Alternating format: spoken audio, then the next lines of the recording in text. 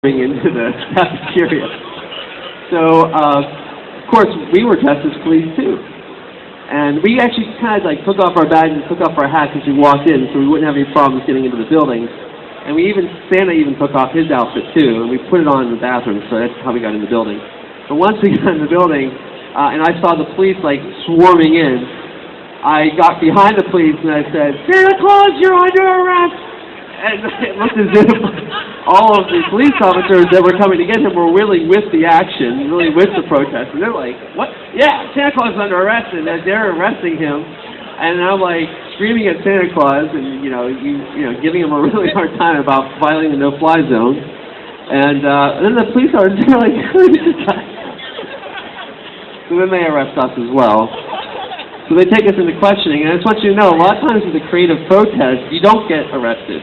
If it's really creative and it's smart and you didn't really damage anything, they often will get into the holiday spirit per se. And actually these officers said after about an hour, and we were very open with them, gave them our IDs, they said, "All right, I guess you guys can leave."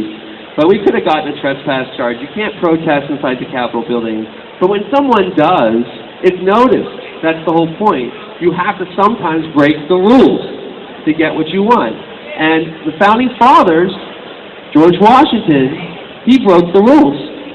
They were sick of taxation without representation. So that's right. So, and he's not a criminal. We don't think of him as a criminal, but by today's laws, he is a criminal. Not only did he also enslaves, which would be criminal too, but he did grow hemp. So I guess there are lots of other activist stories and protests we've done over the years that were silly and actually did get attention. But at this time, I just want to open it up to questions about guerrilla marketing and just comments too. And I know we have some people here who actually are experts on this too. So if you want to come up here and I can give you the mic, or you can just say it right there.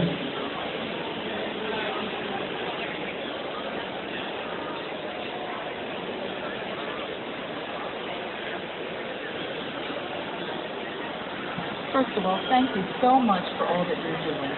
We really, really appreciate it. You're just wonderful. It's people like you that will really bring peace on earth for the Galesburg men, and hopefully him. I'm a teacher, a retired teacher, and with Fairfax County.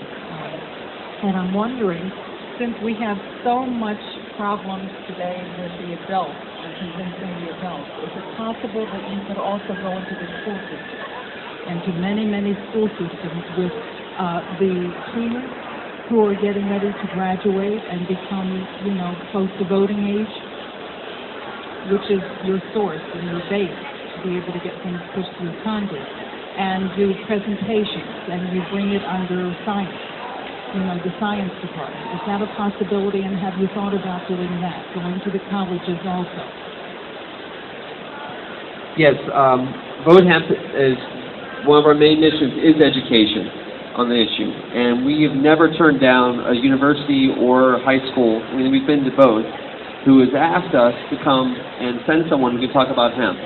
I'm actually going up to College Park, to the University of Maryland in 2 weeks, bringing the hemp car, and we're going to do an education event up there.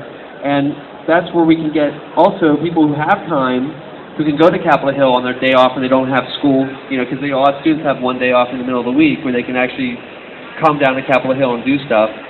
We have a great legislative assistant named Ben Droz, who's in this area here. Ben has been getting the people in Congress to sign on to the hemp bill. I mean, he's the one doing it. And he's a young guy and right out of college, and he's a lot of energy, and so we always are looking for opportunities to help other college students or high school students get involved. Speaking about the technology side of it, actor Woody Harrelson, who actually did plant a field of hemp as an act of civil disobedience, and had a whole trial, and ultimately had his charges thrown out, and managed to generate quite a bit of publicity back in 2000.